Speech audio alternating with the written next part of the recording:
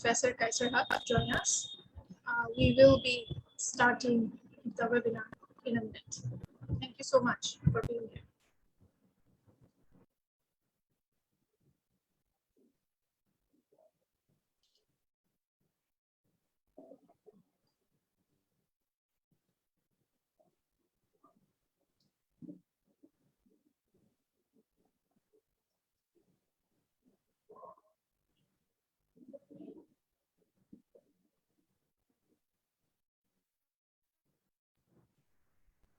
Also, we are going to be live on Facebook. I think we are already live on Facebook from University of Liberal Arts Bangladesh's official Facebook page.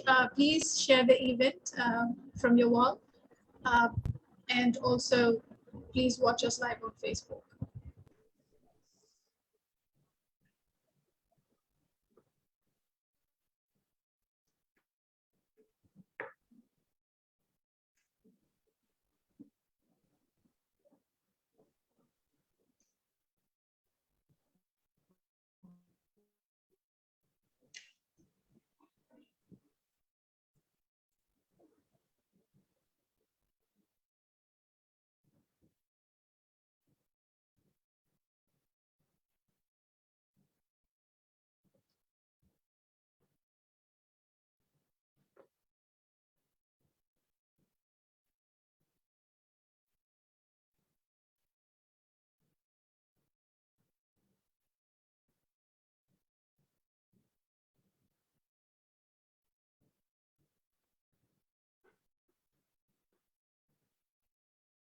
Shamsi sir, shall we start? আমি কাসি স্যারকে text করেছি এবং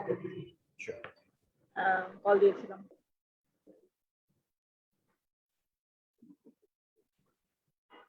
Hello. Sir. Good afternoon, everyone. Assalamu alaikum, sir. Hello, how are you, Farzana? Good to see you. Glad that See you, sir. I'm doing well. Thank you for asking. Webinar. Where's Shaila? There you go. So you need to address the Manani speaker. Shaila is our Manani speaker today. Sir, we're already live, so shall we start? Yeah. Let us. Dear audience, a very good afternoon to you all. Welcome to the webinar on theory and practice in applied linguistics and TESOL, future directions, organized by the Department of English and Humanities at University of Liberal Arts Bangladesh. To give the welcome remarks about today's webinar, I would like to invite Professor Shamshad Murtaza, Acting Vice Chancellor of ULAB and the Dean of School of Arts and Humanities. Professor Shamshad Murtaza. Thank you, Nadia. Thank you so much. And good to see everyone, because I know it's difficult during the exam week and you have made it. So kudos. And I'm glad to see some of our colleagues from different institutions, so who have joined in. Professor Amin Rahman has joined in, from overseas, from the United States. And there are some college teachers as well. And this is a very happy occasion, especially for top management at ULAB, when we get to see stakeholders taking part in events like this. So this is a great platform to interact, to share ideas, to brainstorm, and to discuss issues that really matter. So the idea of theory and practice, as the title suggests, that ULAB does not believe in confining education to classroom teaching only. We are a liberal arts school, and it's all about free thinking. And you cannot think freely without liberating your mind, going beyond the boundaries of a classroom. So the title is very pertinent, and I would like to thank both Dr. Shaila and Dr. Hafsa for taking up the initiative. And I'm sure that, so those who have, who are attending will learn a great deal, and I'm looking forward to learn myself.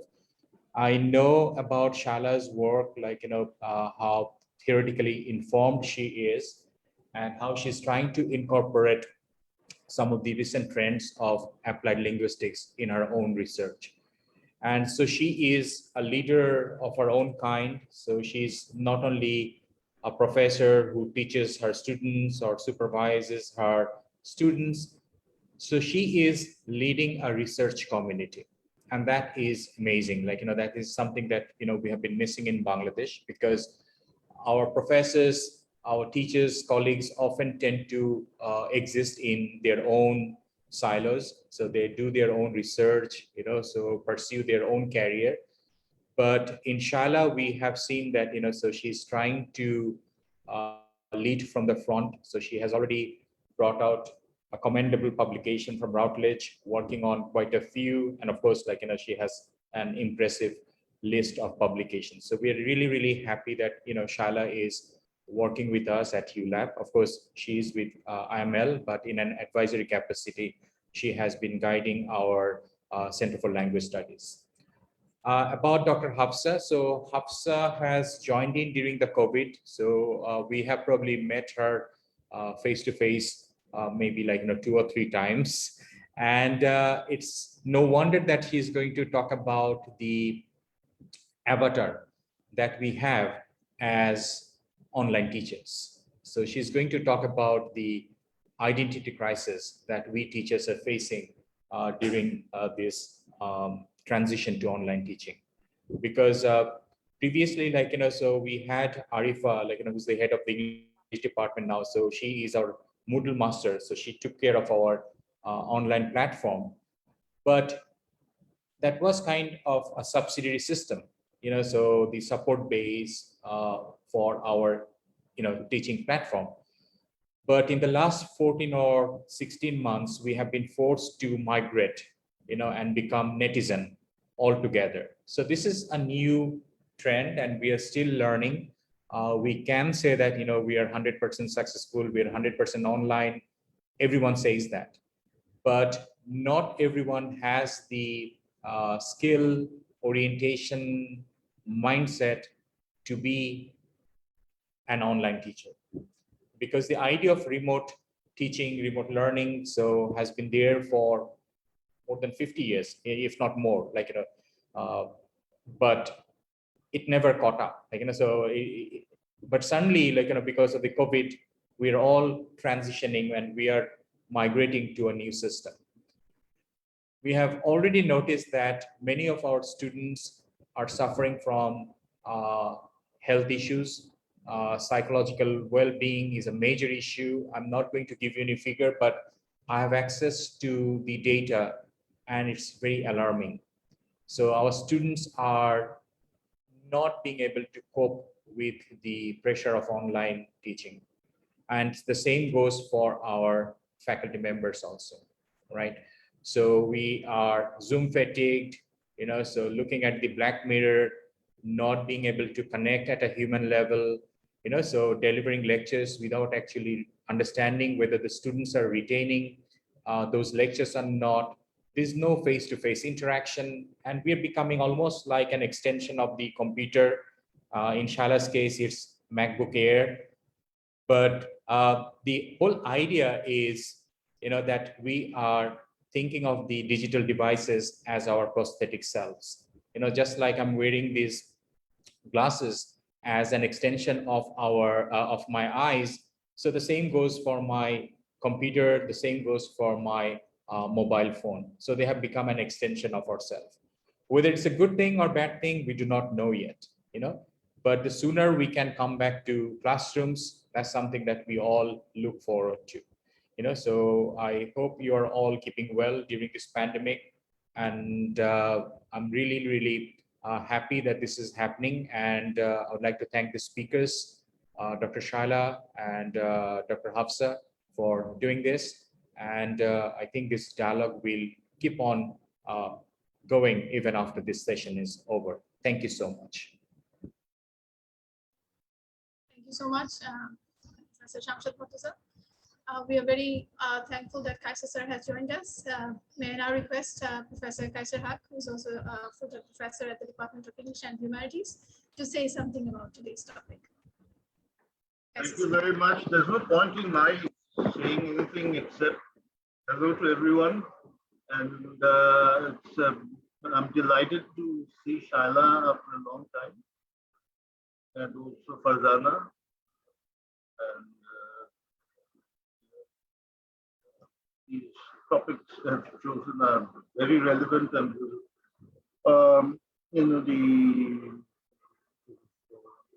this particular area of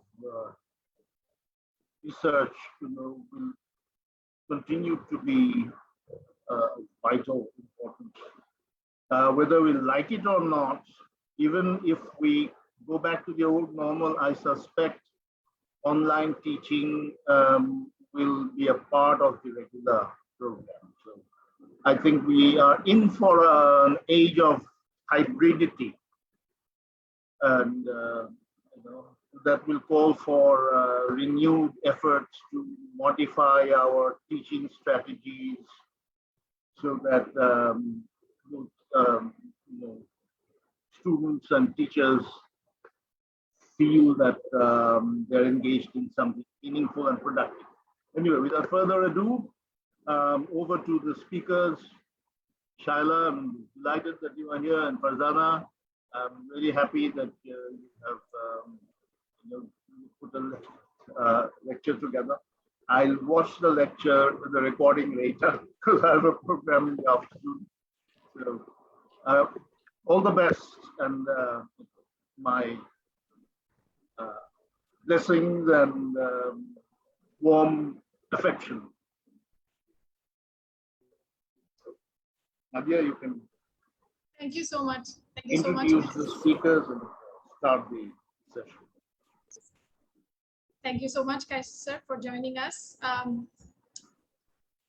We will start our session now, but before that, if you have any questions, you can write in the chat box. The speakers will address them as they give their session. Our first speaker is in today's webinar titled Theory and Practice in Applied Linguistics and TESOL, Future Directions, is Dr. Syeda Farzana Sultana, who is an assistant professor at the Department of English and Humanities, University of Liberal Arts, Bangladesh. She did her MA in English Literature from the University of Dhaka and later a PhD in Education from the Warner School of Education, University of Rochester, USA. She also has an advanced certificate in online teaching from the same school. Currently, she is the General Secretary of TESOL Society of Bangladesh. Dr. Sultana has over 15 years of teaching experience in different universities in Bangladesh and in the US. That also includes working as a writing consultant at Warner School for 5 years. She's also an alumna of FLTA program at North Carolina State University.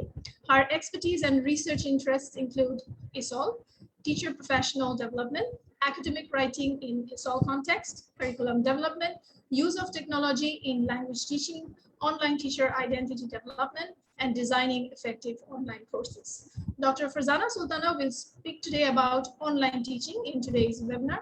Please welcome Dr. Farzana Sultana.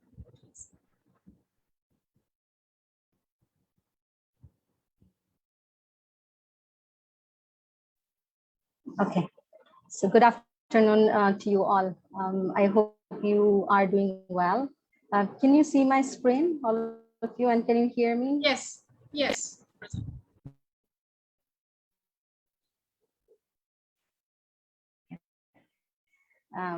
Because the internet on my side is a little bit, I think, fluctuating. So I hope it will be all right. Okay. So as you can see from the screen, my topic today will be online teacher identity development, what we need to do. And one of my concerns regarding today's presentation is how a specific topic that is very close to my heart, because I did my PhD research on identity development online, identity development of online teachers. And actually, I am concerned because it was done in a very completely different context. It was done in the US, but I will try my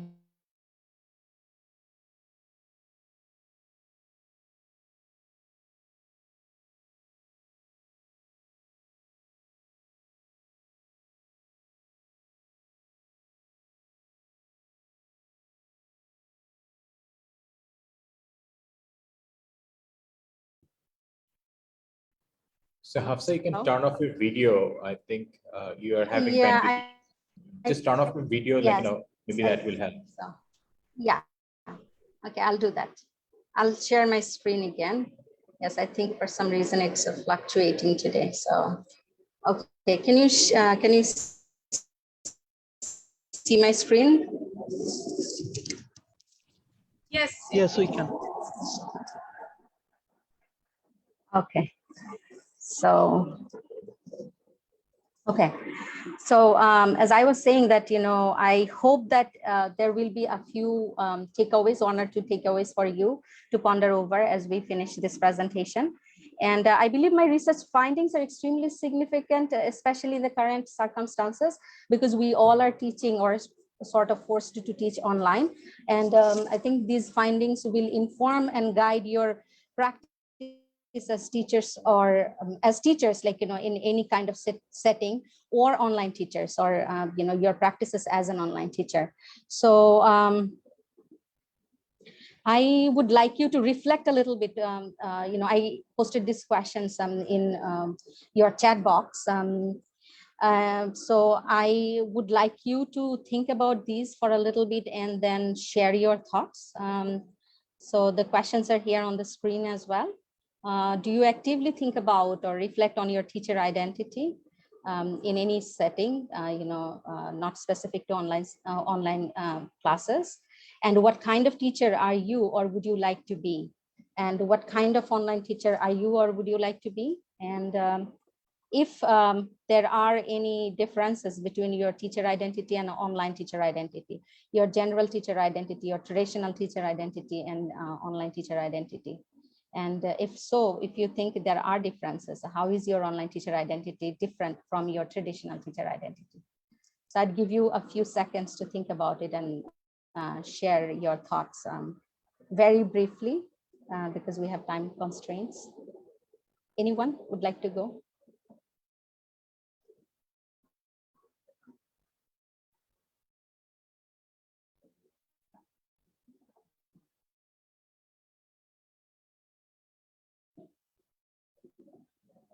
Anyone from the audience?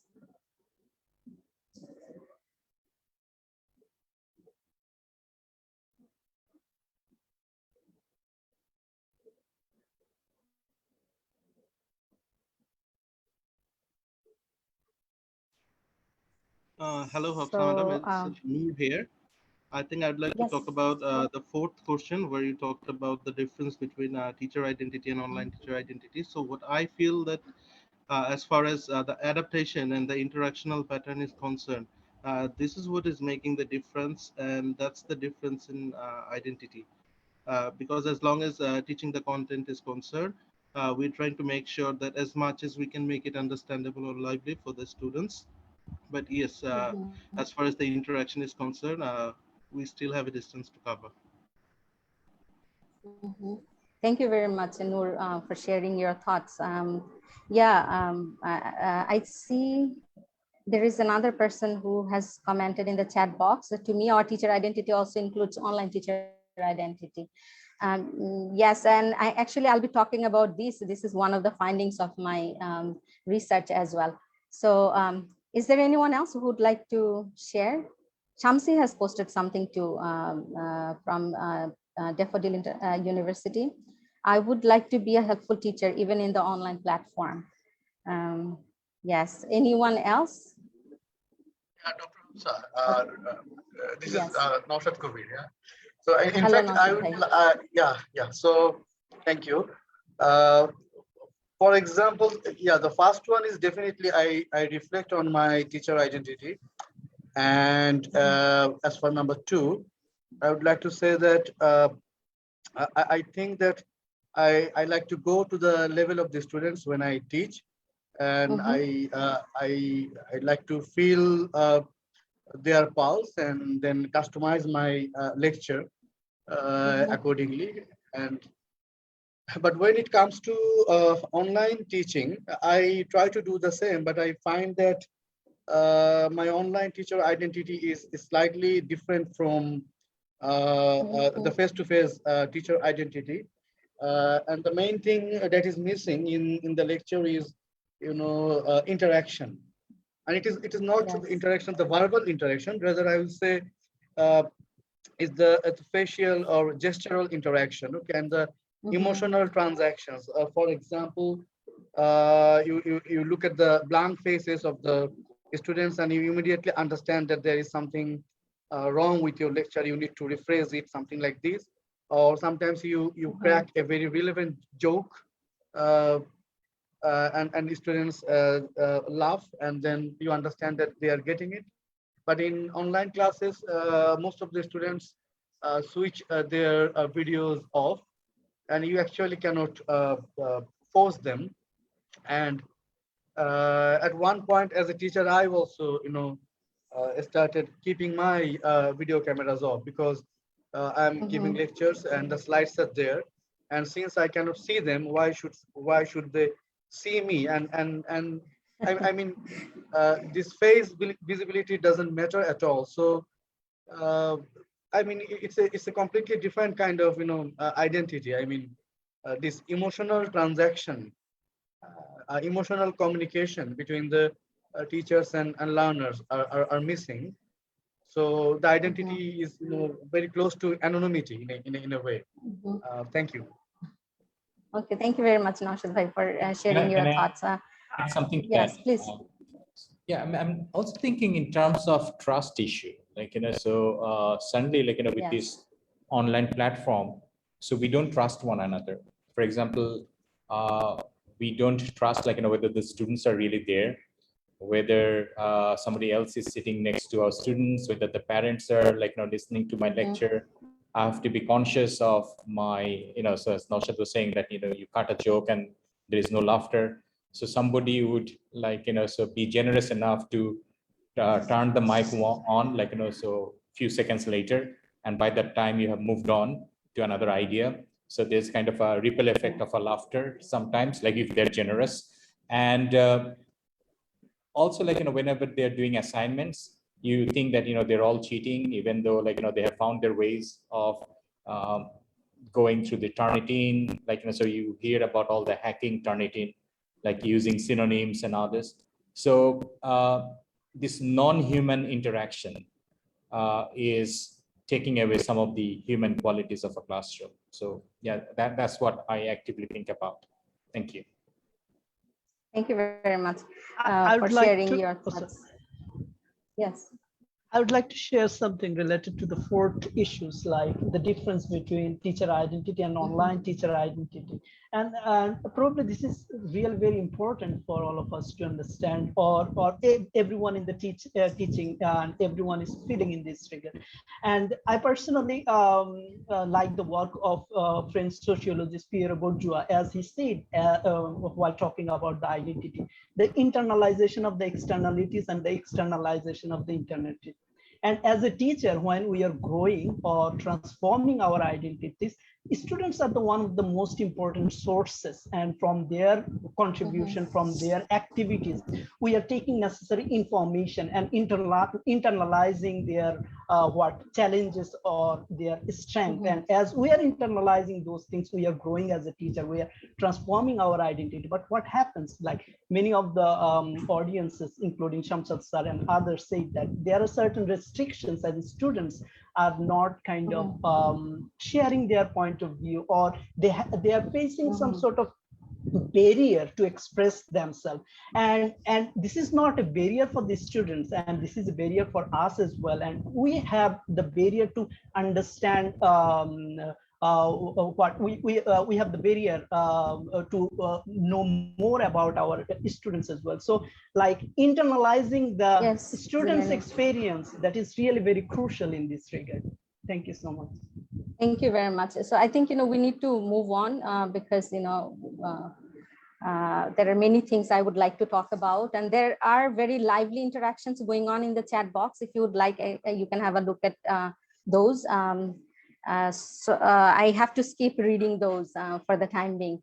So, but I think, we will be able to address those at some point, throughout the presentation. So the comments that you posted in the chat box. So the online education scenario before pandemic, for us in Bangladesh, it's something probably we started doing for the first time when we were forced by the pandemic. But in other places, in developed countries like the US and UK, it has been there for a long, long time. And as you can see from the slide, Allen and Siemens study on more than 2,800 colleges and universities in the US reported that 6.7 million students were taking at least one online course. And there are many students who are actually taking fully online courses. And also Baxter studies show a similar kind of situation in the UK as well. And the most recent data available from the US Department of Education shows that there were more than 3.1 million students enrolled in fully online education courses in fall 2017. So it shows that how prevalent online teaching learning is. It represents 15.4% of all students enrolled in US colleges and universities. So here in Bangladesh, we have started it, very new, but I think, we have to think about it because we have to continue thinking about it, and we have to continue thinking about our online teacher identity, because I believe it's going to be there even in Bangladesh. So, if I think about myself, when I started my research on online teaching learning, and I always wanted to come back to Bangladesh, and I was very skeptical, and I was worried how my research or the kind of expertise I have will be valued when I come back to Bangladesh, because, as far as I know, there were no online classes before the pandemic, in Bangladesh, in higher education or other institutions as well. But now people have embraced it, whether you like it or not, people had to embrace it. And I see people are doing a lot of things now, even, tutoring online, school teachers, primary school teachers, everyone is trying their best to, teach online and, continue students, help support the students to learn, in this difficult time. Why identity development is important? I believe that's one question we should ask to ourselves. Teachers' perceptions of their own professional identity affected their efficacy, research shows, and professional development, as well as their ability and willingness to cope with educational changes and to implement innovations in their own teaching practice. And so there are other research actually that also suggest a similar kind of findings. Say, for example, Hong's study showed that there was a relationship between pre-service and beginning teachers' perceptions of their professional identity and their decisions to remain in or leave the profession. So, how you perceive yourself as a teacher, that impacts your decision of, remaining in the profession or not, whether you would like to remain in the profession or not. And, in terms of online teacher identity or online teaching, there are researchers who argued that exploring online teacher identity allows for a greater understanding of teachers' relationships to the modality, because it's a completely new scenario for us. And it's a good idea to actually talk about identity, teachers' identity, online teachers' identity. And so if we try to define identity, there is no agreed upon definitions of identity itself. There are many diverse approaches to the concept of identity, and many definitions are given by researchers. But for my case, I especially used James G's definition of identity, who defined identity as being recognized as a certain kind of person in a given context. So adopting G's definition, Luhmann defined teacher's professional identity as being recognized by self or others as a certain kind of teacher. And I actually took both of their ideas, and consistent with G's and Luhmann's definitions, I defined online teacher identity as being recognized by self or others as a certain kind of online teacher for my PhD research. And as in the literature, the terms teacher identity and teacher professional identity are mostly used interchangeably. I also did not make a distinction between the two, teacher identity or teacher professional identity. And I would like to mention here that The concepts of a teacher identity and online teacher identity were not considered as dichotomous in my study. Rather, online teacher identity was seen as a component of a more general teacher identity. That's how I looked at it when I did my research. And so there are several characteristics of identity development described by different researchers. I know there are a few I have shared here from Lumen 2007.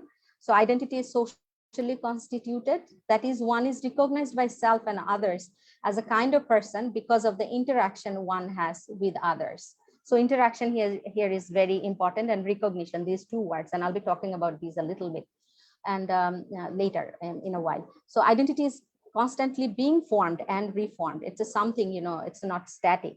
And identity is multifarious, that is consisting of a number of interrelated ways. One is recognized as a certain kind of person participating in social communities. And identity is constituted in interpretations and narrations of experiences. So, there is substantial support in the literature for the concept that identity is never static or nor monolithic. It continues to be modeled by new experiences and understandings. For example, the research by Ackerman and Mayher 2011, Johnston 2012, Tyler 2017, they have similar kind of findings, and they claim similar kind of things as well. So G's identity theory makes it clear that while participation is key in participation in key activities within a community of practice is critical, identity work occurs in the interpretation, narration, and thus recognition of that participation. So you participate in specific activities within a community of practice, but at the same time, you need to be, recognized by others. Your identity work occurs in the interpretation, narration, and thus recognition of that participation. And this recognition occurs both by self and by others. So that's also very important. And there is considerable support in the literature for the key role played by recognition, as Wenger describes identity development as a layering of events of participation and reification by which our experience and its social interpretation inform each other. And there are more research that suggests a similar kind of finding. So my study, I would like to talk a little bit about my study. I won't talk too much about what I exactly did, but I will focus a little bit on relevant findings. So it was a qualitative research on online teacher identity development in the US context. And it was a case study of 7 participants from diverse background. I won't go into details about this. And the participants were being prepared to teach online.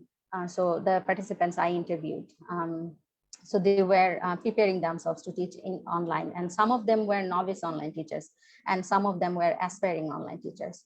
So my study focused on identifying the kind of online teacher the participants aspired to be, and how that concept was influenced by the specific experiences in the course that was meant for preparing them to teach online. So they were taking a course, actually multiple courses, to prepare them to teach online. And, so the kind of online teachers they wanted to be, the participants wanted to be in that context when they were preparing themselves as online teachers. And so some of the findings that I believe are will be relevant for us, in Bangladesh context. For all the participants, their online teacher identity was an integral part of their overall teacher identity, not a distinct identity. That was one of the findings. And I see in the comments, some of you have asked this question, if they are different at all, and how can we differentiate them? So it actually, depends on us, how we look at ourselves. And the participants of my study, all of them, all 7 of them actually agreed that, held the view that their online teacher identity was an integral part of their overall teacher identity. It was not a distinct one. And all reported to have realized that though technological skill is important for online classes, content and pedagogical knowledge combined with best teaching practices are even more important for online classes, or for any kind of teaching scenario. so this is also very, very important, because in online, whenever we talk about online classes, people think that, you know, you need to learn a lot about technology. You have to be an expert, you know, you have to be tech savvy. But that's not the case. Actually, with the knowledge of very minimum, knowledge of technology, you can still be a very good online teacher. And so all the participants developed a greater appreciation for collaboration among colleagues, which became a part of their professional identity as well. So especially in the case of online teaching, I mean, for any teaching situation, we should be able to collaborate with our colleagues, and that strengthens our teaching capacity. And for online, probably it's even more important, I believe. You know, we need to collaborate with each other, you know, learn from each other, not only technology, about many other things, how to deliver, you know, how to teach our students the best, in the best possible way, to have the best outcome. So again, you know, I believe some of you have a relevant experience in terms of collaboration in an online teaching scenario. And so all the participants of my study reported to prefer hybrid online courses, you know, some face-to-face meeting. And I believe many of you probably will have the same kind of opinion as well. For some participants, their professional identity as a TESOL teacher or a special education teacher, actional coach, those also impacted the kind of online teachers they wanted to be. If you have other kind of teacher identities, specific teacher identities, those will probably impact the kind of online teacher identity you have or you would like to have. The perceived stigma of online teaching in one's field negatively affected some participants, although it also turned them into advocates of online teaching learning.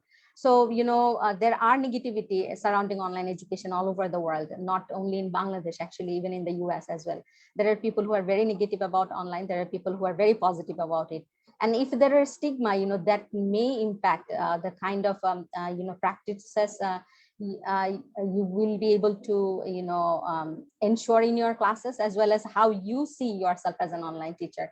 You will be probably concerned whether you are going to be recognized as a teacher, you know, equal to like, you know, a traditional teacher, like, you know, as an online teacher, whether you are equal to the equally qualified or equally effective as an, you know, as an online teacher.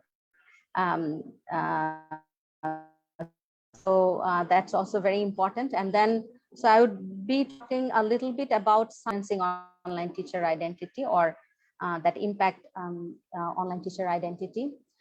So this diagram shows or identifies the key factors that my empirical findings suggest to have contributed most to the online teacher identity of my participants, as well as influenced its development throughout you know, their journey. And I have divided them in two groups: internal factors and external factors, as you can see from this diagram. So I won't take much long about talking about this. Just, you know, very briefly, I'll go through these. So number one, internal factors. Teachers' educational goals and aims may affect their approach to online teaching. So what teachers hold as their larger aims for education has a considerable impact on whether and why they may want to engage in online teaching, or they may not want to engage in online teaching. So it will also affect what they will be most concerned about as online teachers, thus impacting the kind of decisions they will make as online teachers. And so, say for example, access to education, the kind of beliefs they have regarding access to education or equity. So, you know, online education has a very, I think, you know, contradictory kind of situation in terms of access and equity. It can give access or ensure equity to some extent. If you think about people with disabilities, you know, those who cannot go to a campus, but you have an online class, and those people can take the course from wherever they are. They don't have to worry about a ramp, you know, wheelchair and all those things. So that way, you know, it helps probably, you know, access to education and equity. But on the other hand, not everyone has a computer or internet access or other kind of logistics to attend or take online courses. So it's a very debatable kind of situation. Okay, number 2, teachers' beliefs about how people learn best may affect their approach to online teaching. So what you believe about the way people learn. There are research, about it, and you can learn about those. You probably already have some beliefs, in terms of relationship with students and in terms of collaborative learning. So those will also impact your identity as online teachers. And teachers' professional values may affect their approach to online teaching. Again, collaboration with colleagues, lifelong learning. If you value lifelong learning, then probably you will look at yourself as a different kind of online teacher than the others, because especially in case of online teaching, you have to have updated knowledge, up-to-date knowledge in terms of technological development and how to use tools, etc. And then community of practice as well. So if you value a community of practice, and if you are a part of a community practice, and if you are aware of it, probably that will also impact the kind of online teacher you would like to be, or you are already. And teachers' existing sub-identities may affect their approach to online teaching. So as we already mentioned in the beginning, identity is multifarious. You can have several identities at the same time. So your you're already the kind of sub-identities, or the kind of identities you have, the other identities you have already, those will impact your identity as an online teacher as well. Your traditional teacher identity, or your identity of business teacher, your identity of special education teacher, or your identity of a science teacher, those will impact your identity as an online teacher as well. Because in your field, it's probably looked in so many different ways, looked at in so many different ways. So, field specific identity and nationality, identity as face-to-face teacher. So all these will impact your online teacher identity as well. So there are several external factors. So say, for example, certain learning experiences may affect the development of an online teacher identity. Say, for example, what you read, your research findings, experiences as learners, experiences as teachers, reflections, all those will also impact your online teacher identity. Sorry, I don't have that much time, so that's why I'm just going through them very quickly. And certain professional experiences may affect the development of online learning, online teacher identity, and interaction within a community of practice may affect the development of online teacher identity as well. And perceptions in the field may affect the development of an online teacher identity. I have already mentioned negativity and stigma in the field that may affect your online teacher identity. So the key takeaways from this discussion, very briefly, I'll try to wrap up. So it is important to study online teacher identity. What kind of online teacher you aspire to be will affect your instructional decisions. Pause for a while and think about your teacher identity and your online teacher identity, the kind of things you would like to achieve, or the kind of practices you would like to be involved in. And also, interventions through coursework or teacher training can positively impact identity development. Doesn't matter whether you are teaching online or face-to-face. If teacher training programs address this and talks about it, about identity development, that may impact positively your teacher identity or online teacher identity. And teaching online and face-to-face are complementary to each other. This is also one of the main takeaways from my research. So they are not dichotomous, they are complementary to each other. Probably, this will just open more doors for you if you are an expert online teacher as well. So several external and internal factors impact online teachers' identity development. So these are the key takeaways from my findings and from the discussion today. So I would like to wrap up here with a quote from renowned educator and researcher and writer, Parker J. Palmer. Good teaching cannot be reduced to techniques. Good teaching comes from the identity and integrity of the teacher. So with that, I would like to stop here. And if you would like to know more, you can search for my dissertation online. It's available through ProQuest. And if you don't have time to go through that huge document, which is 500 pages, you can just read probably the concluding chapter.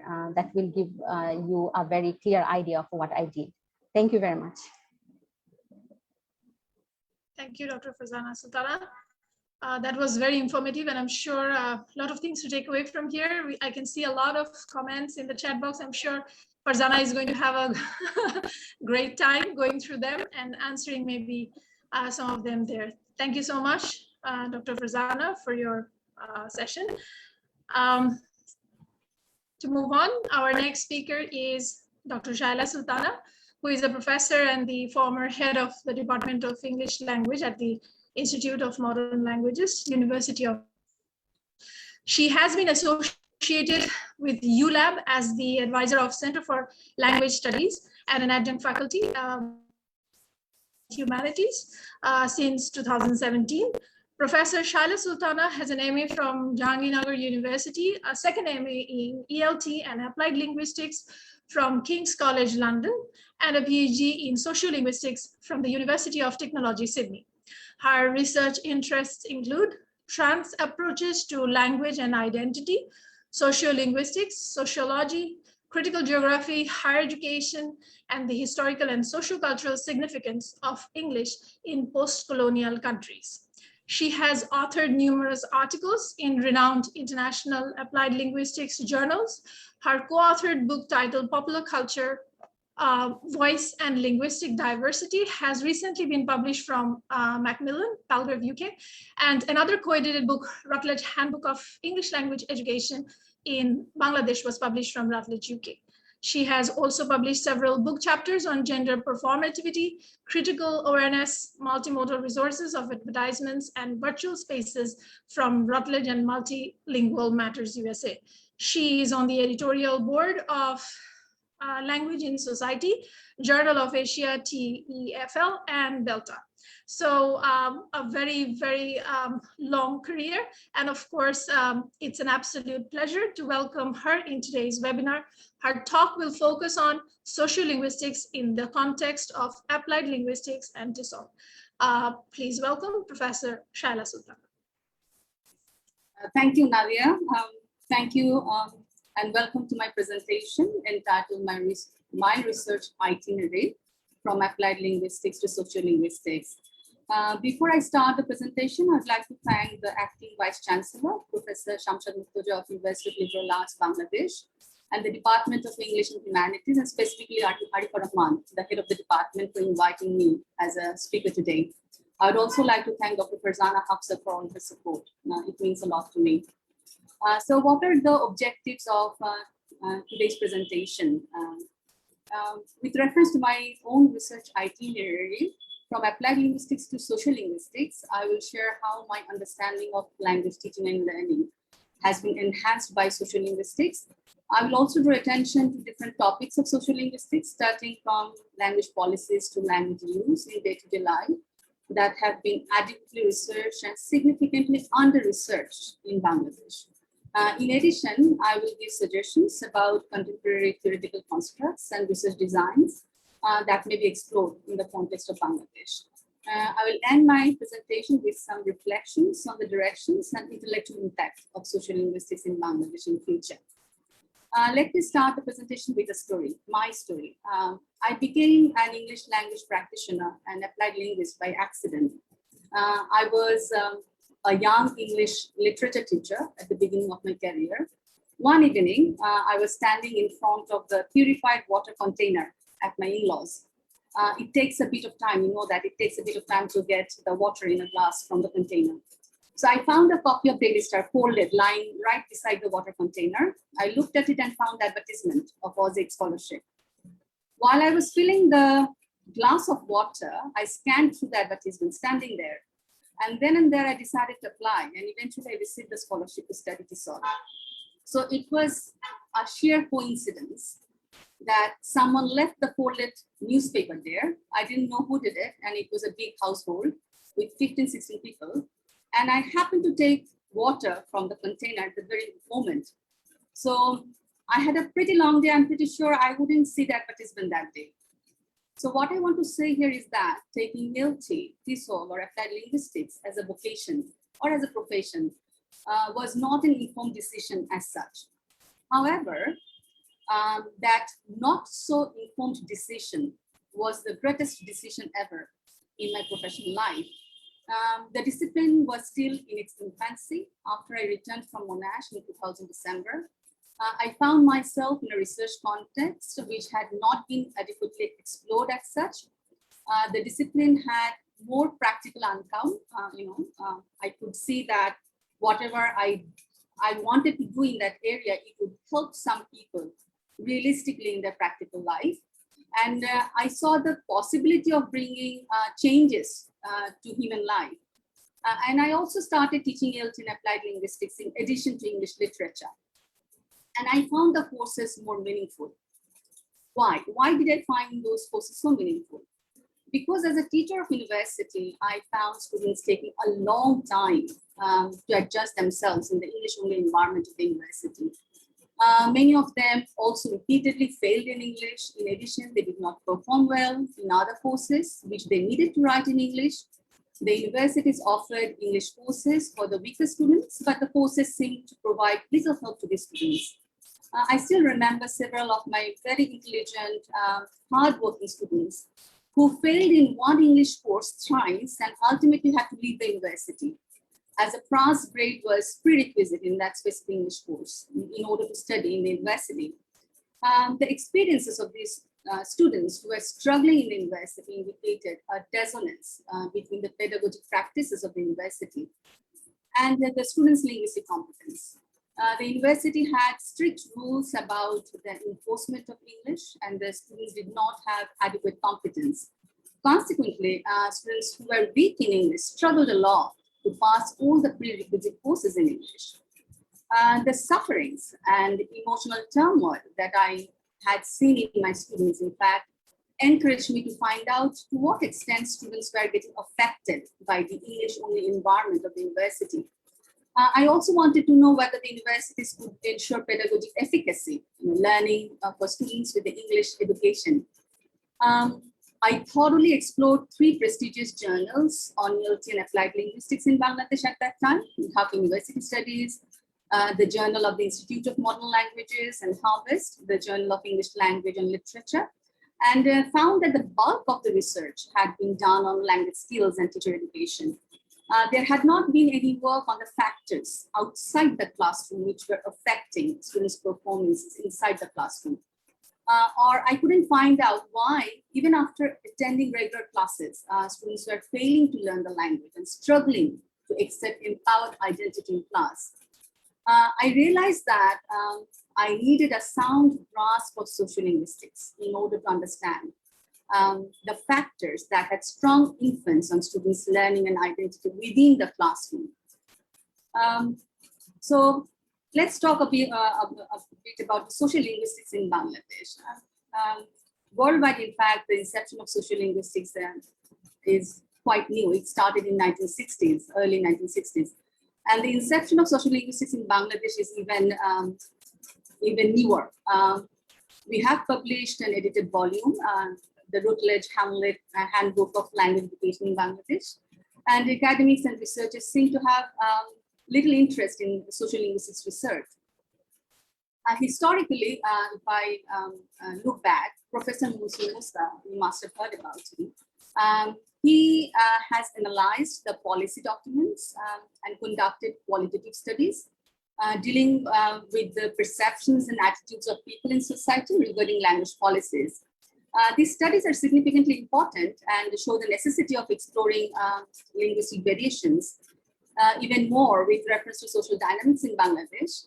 I've also identified that the governmental and popular discourses somewhat promotes a clear-cut, one-dimensional, polarized understanding and a demarcated domain-specific allocation of language. For example, Bangla for home and heart, and English for official and international communication.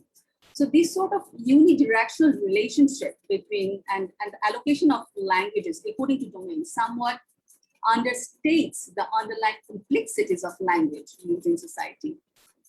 In addition, there is scarcity of longitudinal or cross-sectional quantitative research studies in social linguistics in Bangladesh, which will validly claim the correlation between linguistic features and social dynamics, as we observe in the research done by Labov in 1970s or Trudgill in 1970s and 80s in the Western academia. There are some studies which are to some extent done here, but they're all decontextualized because of the preoccupation with linguistic features of Bangla or English. And there are no references to social dynamics beyond the demographic locations. For example, we don't learn about the relationship between linguistic features and socioeconomic background, educational background, class, profession, age, or gender. The phonological, morphological, or syntactical features are rarely addressed in relation to social dynamics. So consequently, what happens is that studies fail to bring deeper, novel, solemn findings about the linguistic variation observed in the spoken and written discourses in Bangladeshis. It seems like that the sociolinguists have little interest in exploring the relationships between phonological, morphological, semantic, syntactical, discoursal, or pragmatic features and social dynamics. Even though the universities offer specific linguistics, applied linguistics, and social linguistics courses at the undergraduate and postgraduate levels, in the departments of Bangla, English, linguistics in both public and private universities, these courses seem inadequate in developing students or future researchers' interest in social linguistics research. As a teacher of MA in TESOL and BA in TESOL programs at the Institute of Modern Languages, University of Dhaka, and even in my capacity of teaching at the University of Liberal Arts, Bangladesh, I've observed that students' lack of interest in phonology, morphology, and syntax in general. Hence, this may be one of the reasons why we do not see social linguistics research with a close analysis of linguistic variations in relation to social dynamics. Then, considering the development of social linguistics and types of research studies done both in the past and present in global north and in Bangladesh, it is important that we reflect on the future possibilities of social linguistics research in Bangladesh. In a linguistically and socially diverse Bangladeshi context, social linguistics does have the potential to emerge as an independent discipline. Social linguistics also needs empirical sound research to show how linguistic features perpetuate social injustice and linguistic inequality. Only then, in fact, social linguistics may play an active role in minimizing the language-based marginalization and disadvantages that we observe in Bangladesh. So let's look at some of the areas that have been covered or well researched in Bangladesh, and let's identify some of the areas that we should consider for extensive research in future. One area that has been relatively well researched is language policies and language in education policies. It seems that the language policies and language and education policies have received utmost attention in social linguistics research in Bangladesh. Because of the historical, political, social, cultural, and economic roles of English and Bangla in post-colonial, post-independent Bangladesh, language policies and planning, language and education policy, the conflicting social linguistic realities instigated by these policies have been extensively covered by Obaid, by Kamrul, by Elizabeth Early, by Saeed, Naushad Kabir, Arifa Rahman Madam. They have written in detail about this language policies and practices in Bangladesh. From other discipline, Professor Shaukat Ansari, Professor Azam, Professor Shishir Bhattacharya, Professor Salimullah Khan, they have strongly recommended to introduce Bangla as a medium of education. Whereas Professor Mahmood Khan and I preferred bilingual education with an intention to de-eliticize English in Bangladesh. However, it is frustrating to see that even after almost 50 years of independence, we have not been able to come up with an effective, inclusive language policy that may challenge the one-dimensional, polarized understanding and demarcate a domain-specific allocation of language. English is a tool of colonization, new colonization, and internationalization, whereas Bangla is a symbol of Bangladeshi nationalism, national identity, whereas indigenous languages are only for communication at home in informal private domains. Arabic, Sanskrit, or Pali as a language of religious activities, or other foreign languages as the language of popular culture. We also could not ensure equal language rights for indigenous and ethnic minority communities. This also indicates the limitations of our research too, or would I say that there is a less communication between the academic researchers and the government policymakers. Hence, this is the high time to conduct social linguistics research on language policies, keeping in consideration the language ecology, rather than having this polarized understanding of languages and domain-specific consideration of language. We should consider language policies and practices with reference to language ecology. The ecology of language as a metaphor defines language as living entities that live, thrive, grow, die, or coexist with other languages in the ecosystem. Language interact with socio-political, economic, and cultural realities of the language environment, and it is suggested that the ecology of language is maintained in the sustenance and survival of other languages within the realities of the language environment. Language ecology shows the necessity of a healthy coexistence of all the languages and linguistic diversity in the language environment.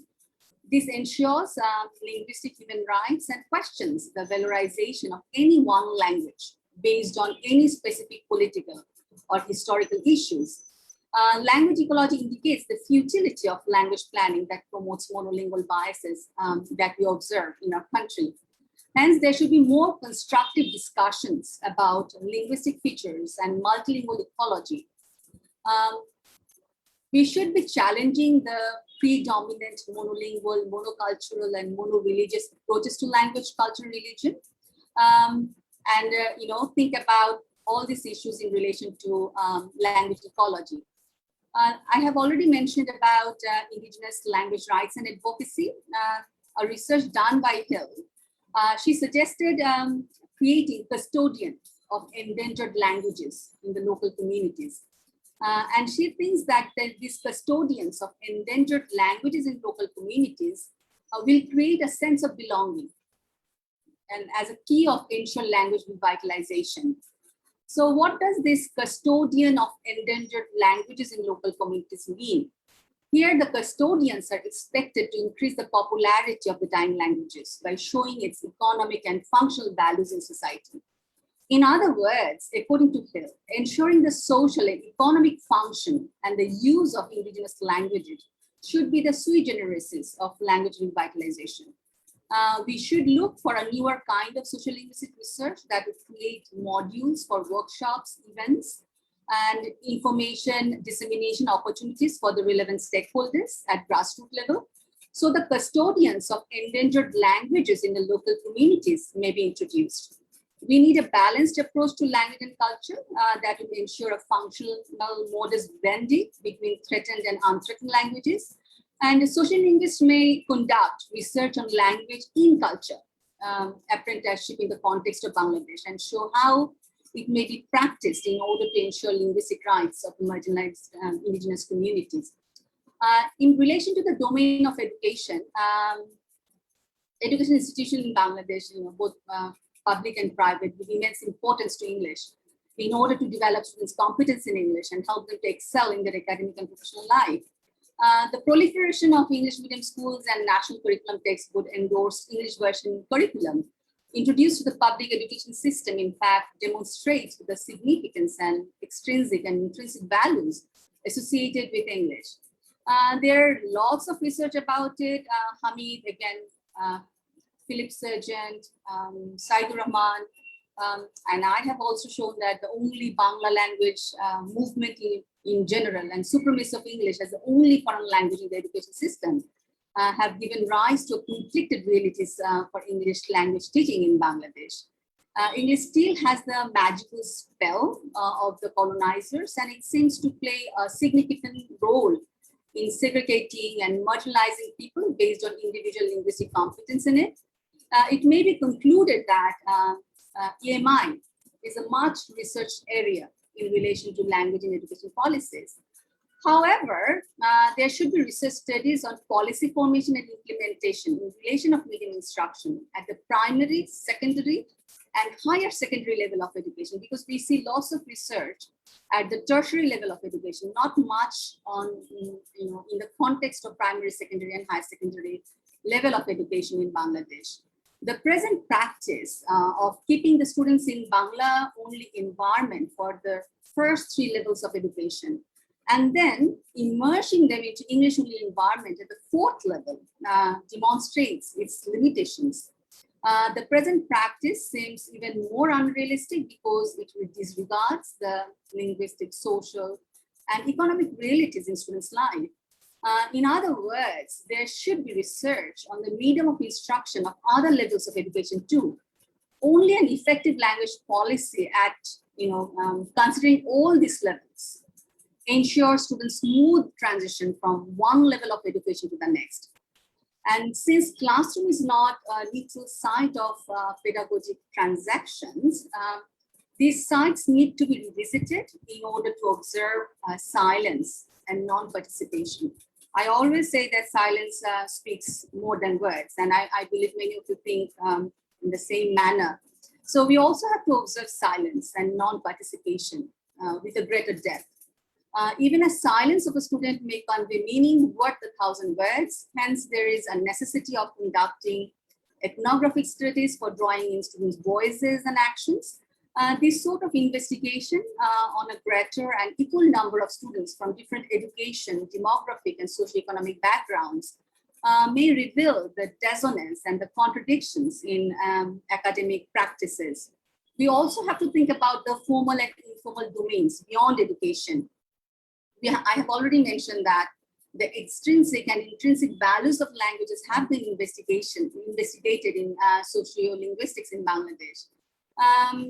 But the question is whether it is possible to cover all the other domains. For example, more research studies are needed on the domains of government offices, media, press, law, prison, medical centers, hospitals, or religion.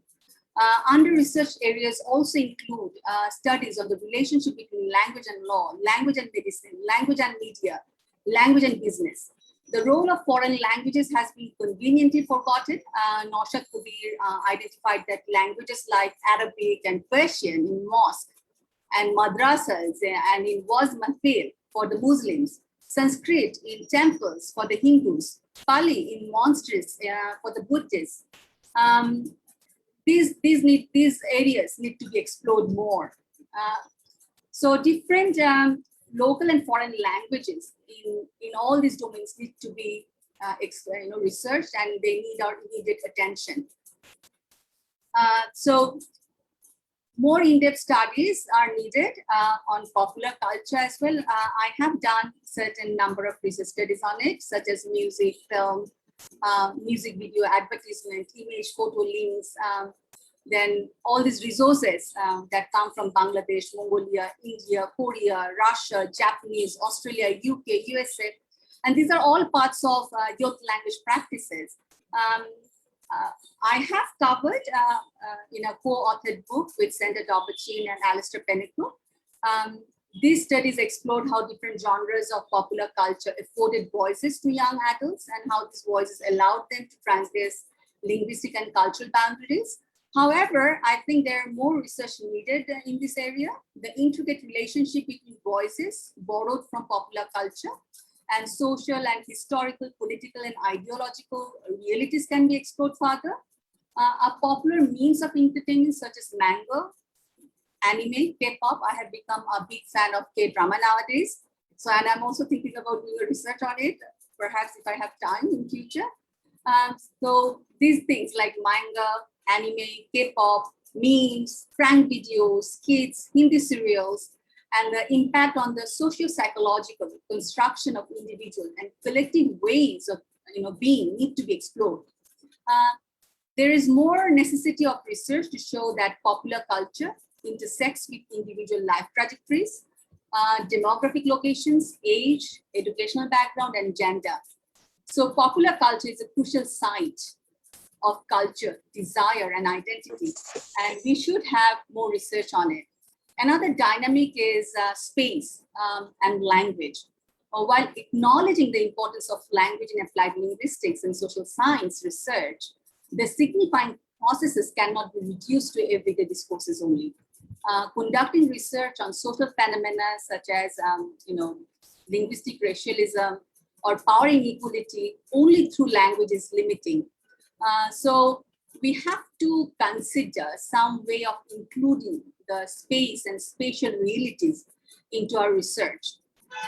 So there is a necessity of transgressing the boundaries set by the post-movement in applied linguistics, going beyond the logocentrism of post-structuralism. Logocentrism means that overt fetishization, obsession with language. We see that in post-structuralism. So it is important to see how individuals use signs and other semiotic resources in the real world. In disordered complexity of the spatial realities. Any social linguistics research should consider not only the contextual or physical properties of space, but also the social organization of space in relation to time, how it is organized and why, what role it plays in individual and collective language practices, what thoughts and ideologies are brought into it, by whom, with whom, how they relate themselves with space, and for what social action. It is expected that this kind of researching, as a consequence, may identify a broad range of semiotic possibilities going beyond linguistic analysis. Linguistic landscape, that is also another area. In fact, my friend and colleague, Mahmoud, has done lots of research with his students, and I hope some of them get published so that other general academics and researchers can read them and be enlightened. But in terms of publications, we don't see much published on linguistic landscape of Bangladesh. It is yet another area that may be explored in social linguistics.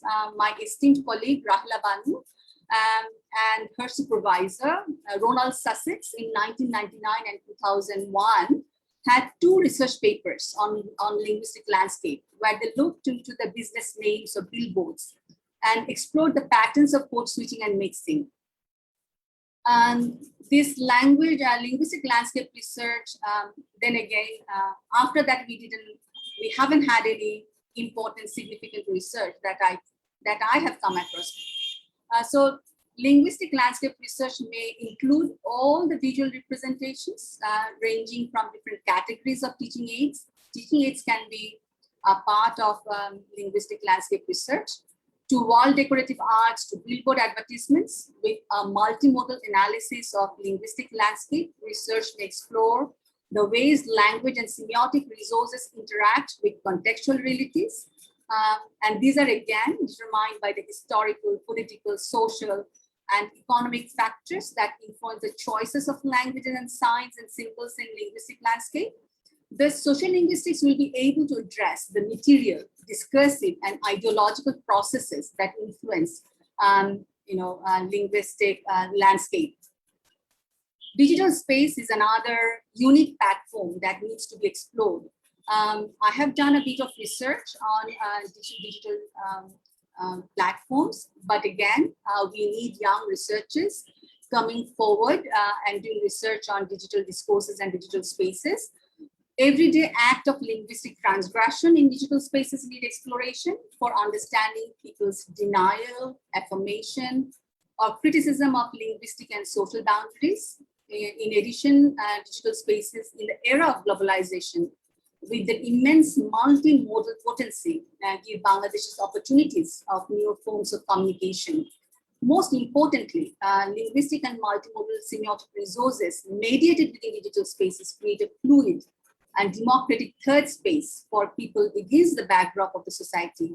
which is highly structured, normative, and politically and socially and culturally value-laden. Hence, digital spaces need attention in social linguistics. Nationality, religion, ethnicity, gender, these also need specific attention from the young researchers and scholars in Bangladesh. Bangladeshi nationalism needs to be explored adequately in the social linguistics of Bangladesh, specifically with reference to the aggressive Bengali ultra-nationalism, which reconfirms that nationality is a political banner and gives rise to such politically powerful feelings as nationalism, which in turn is all too frequently liable to degenerate into chauvinism and xenophobia. Its flip side, it was identified and said by Rajagopalan in 2001. With reference to the realities, social linguistics research in Bangladesh needs to question the sustenance and reproduction of values and ideologies associated with nation, territorialization, national language, national symbol in Bangladesh, exaggerated pronunciation exemplified in orthographic patterns, slang, swear words, all these things which we use for presenting hyper nationalistic identity attributes need further exploration. Islam has also played a significant role in the political history of Bangladesh. Bruce Bolander from Monash University and I have a paper on it. Islamic radicalism has gained popularity amongst educated upper class Bangladeshis, and Kabir has identified that. But this is, again, this research is a sociological research. There isn't any research, applied linguistics research observed in relation to religion. There has also been a resurgence of Islamic fundamentalism in Bangladesh.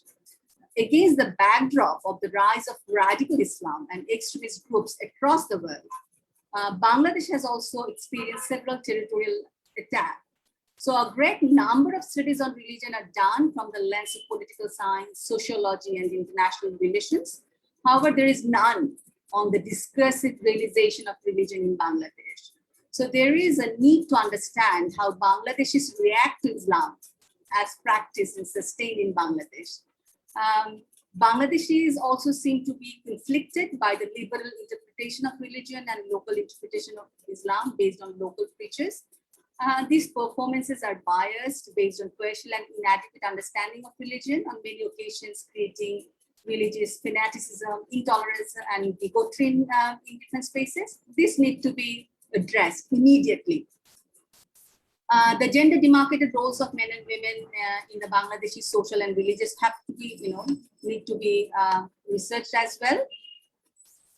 Just a sec.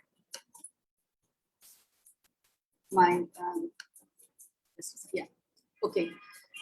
Women in general are discriminated in the household based on existing socio-cultural practices, showing the intricate relationship among language, gender, and space. There is also necessity of exploring the gender conformity in Bangladesh.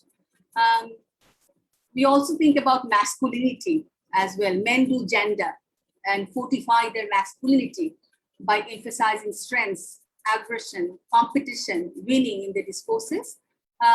Hence, discursive realization of male gendered identity that promotes inequality, abuse, prejudices, misogyny, or male supremacism need to be explored.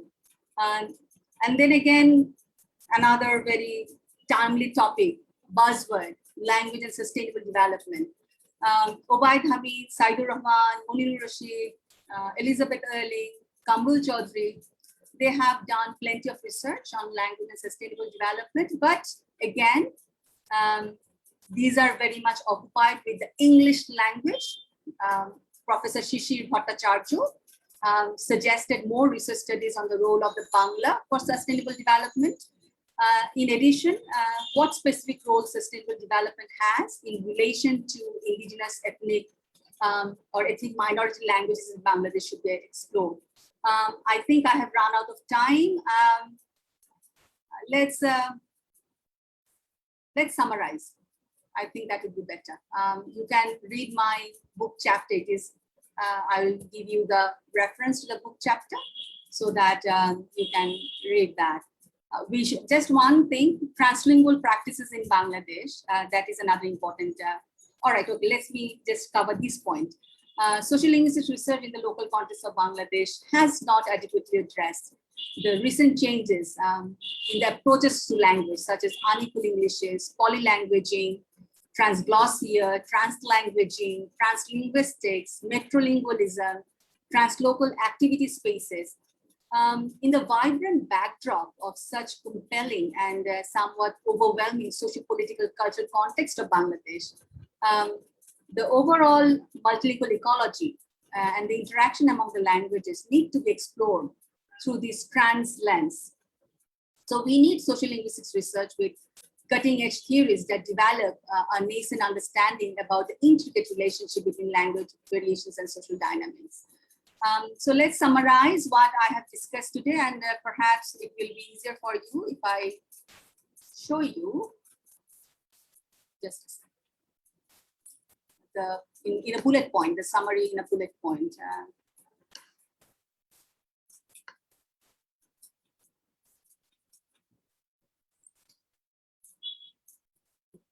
I hope you can see it.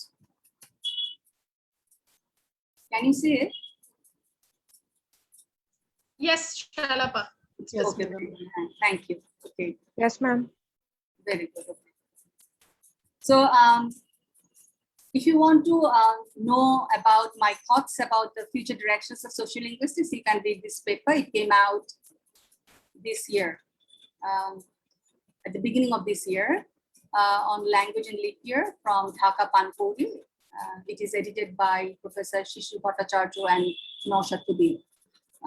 So you may have certain directions about the social linguistics research in Bangladesh from this chapter. So this is the summary.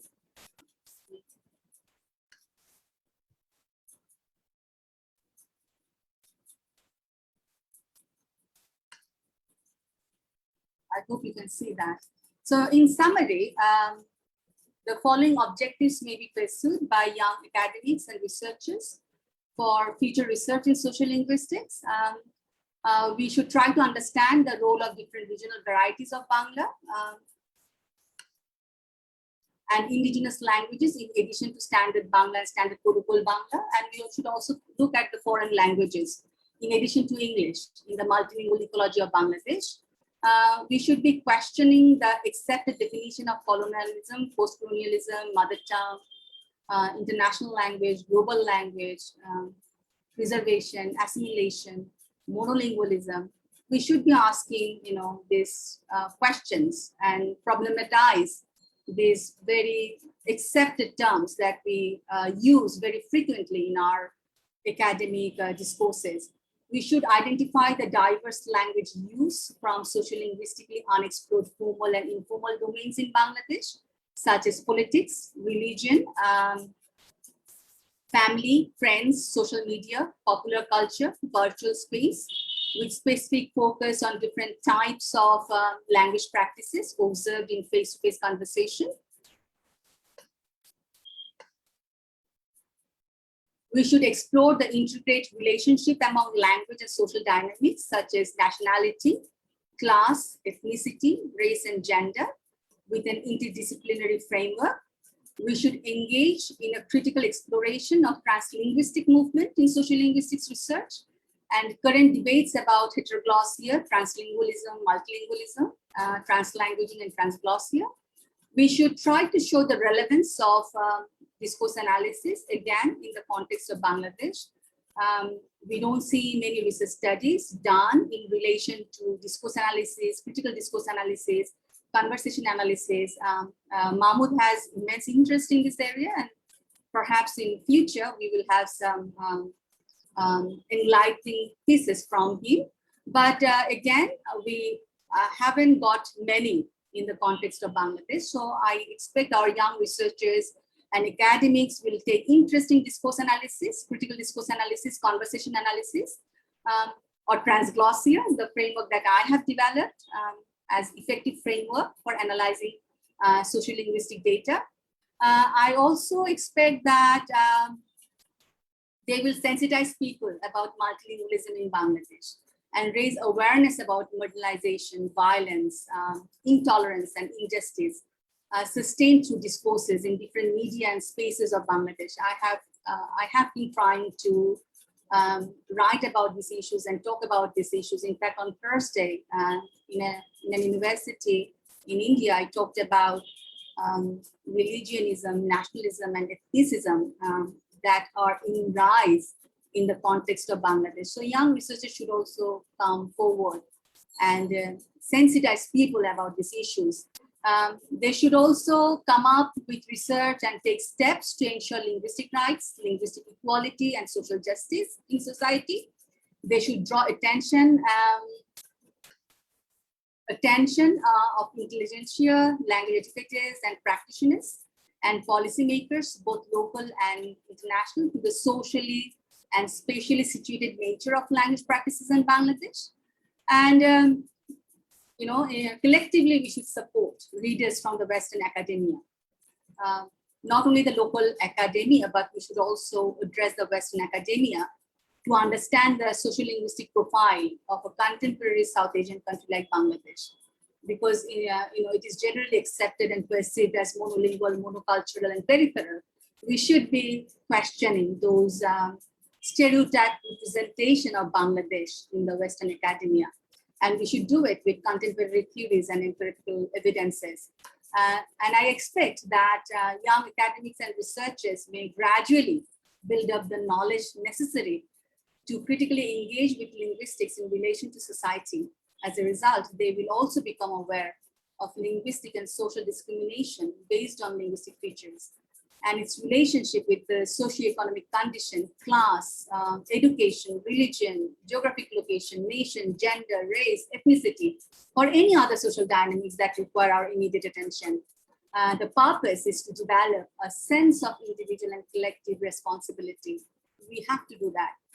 As applied linguists, as social linguists, it is our responsibility to develop that individual collective responsibility so that we, the academics and researchers, wherever we are located, in whatever capacities we function in society, we may work towards linguistic and social justice and equity.